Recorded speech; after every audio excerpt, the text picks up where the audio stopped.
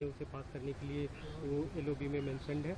लेकिन जो सबसे महत्वपूर्ण बात है कि बीजेडी और वाईएसआरसीपी जैसी पार्टियों ने अब केंद्र के समर्थन की सीधी घोषणा कर दी है। आपके पास संख्या बल कम है। देखिए, जहाँ तक वाईएसआर कांग्रेस और बीजेडी का सवाल है, ये दो बड़ी पार्टियां हैं और देश के दो महत्वपूर्ण बड़े राज्यों में राज्य सरकारें चला रही हैं, आंध्र प्रदेश और उड़ीसा। लेकिन फिर भी उन लोगों ने राज्य की शक्तियां छीनकर सारी शक्तियां केंद्र में लीन करने वाले एक अलोकतांत्रिक, असंवैधानिक बिल का समर्थन करने का फैसला लिया है।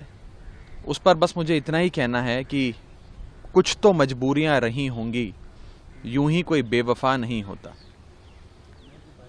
जी करता है कि बहुत सच कहूं, क्या करें हौसला नहीं होता। जरूर उनकी कोई मजबूरियां रही होंगी जिसके चलते उन लोगों ने ये फैसला लिया। क्या मजबूरियां हैं, किन मजबूरियों के चलते फैसला लिया, ये निर्णय, इसका विश्लेषण मैं आप पे छोड़ता हूं, जनता पे छोड़ता हूं। लेकिन इतना जरूर कहना चाहूँगा कि इस खतरनाक कानून को, राज्य सरकार को की शक्तियों को ध्वस्त करने वाले कानून को सिर्फ दिल्ली के परिप्रेक्ष्य से नहीं देखना चाहिए। अगर ये कानून और ये प्रयोग दिल्ली में सफल हो गया, भाजपा इसे दिल्ली में लागू करने में सफल हो गई, तो फिर ये देश के तमाम गैर भाजपा राज्यों में लागू किया जाएगा और गैर भाजपा राज्यों की सरकारों की शक्तियां छीनी जाएंगी। राहत इंदौरी साहब का एक बड़ा महत्वपूर्ण शेर है जो मुझे याद आता है कि अगर खिलाफ हैं होने दो, जान थोड़ी है। अगर खिलाफ हैं होने दो, जान थोड़ी है। ये सब धुआं है, आसमान थोड़ी है। लगेगी आग तो आएंगे कई घर जद में। लगेगी आग तो आएंगे कई घर जद में। यहाँ पर कोई हमारा अकेला मकान थोड़ी है। सिर्फ हमारा अकेला मकान नहीं है। अगर हमारे घर में आग लगेगी, अगर हमारी राज्य सरकार की शक्तियां छीनी जाएंगी, तो वो दिन दूर नहीं कि आप लोगों की राज्य सरकारों की जो शक्तियां हैं वो भी ये केंद्र में बैठी एक डिक्टेटरशिप और हिटलरशाही में विश्वास रखने वाली सरकार आपकी भी तमाम राज्य सरकारों की शक्तियां छीन लेंगी। मुझे लगता है अपनी मजबूरियों को वो बेहतर समझते हैं, तो आगे की बात वो रखें इस पर, वो बेहतर है। आम आदमी पार्टी का मकान भी दिल्ली में है, अस्थाई एक तरह से आपने शुरुआत यहाँ से की और जान भी आम आदमी पार्टी की दिल्ली में बसती है और यहाँ से आपकी सरकार को एक तरह से अब पूरा प्रशासनिक नियंत्रण आपकी सरकार के पास नहीं रहेगा। राज्यसभा में क्या इसके बावजूद आप लोग कोई कोशिश कर रहे हैं कि दूसरी पार्टियों से बात? आम आदमी पार्टी की जान दिल्ली वालों के दिल में बसती है और दिल्ली वालों के दिल में आम आदमी पार्टी के लिए बहुत प्यार है। दिल्ली वाले अरविंद केजरीवाल जी से, अपने परिवार के बड़े बेटे अरविंद केजरीवाल जी से इतनी मोहब्बत करते हैं कि लगातार उनको वोट देते आए। बीजेपी ने लाख कोशिशें करी पिछले 10 साल में हमारी शक्तियां छीनने की। कभी ऑर्डिनेंस ले आए, कभी बिल ले आए, कभी नोटिफिकेशन ले आए, कभी उपराज्यपाल को हम पे छोड़ दिया, न जाने क्या क्या किया, कई प्रकार की जांचें बिठा ली।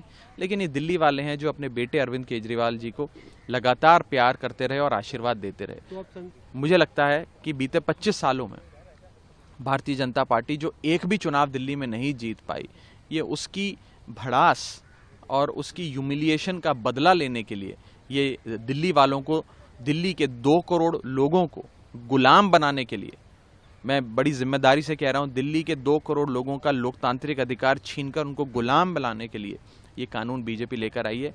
ये एक एंटी नेशनल बिल है।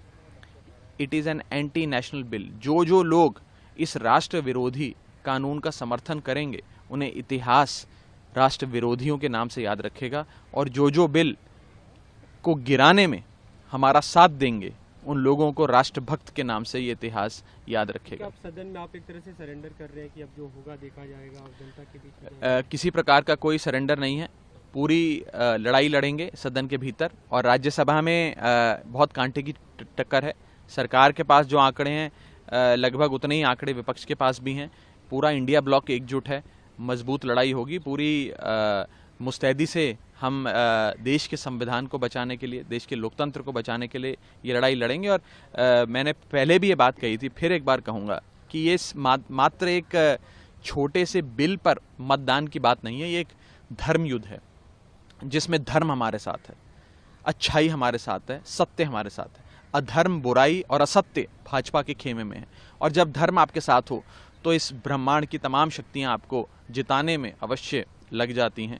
और मेरा भी विश्वास है कि जब ये बिल मतदान पे आएगा तो अवश्य हम सब लोग इस बिल को गिराने में सफल होंगे। एक दूसरा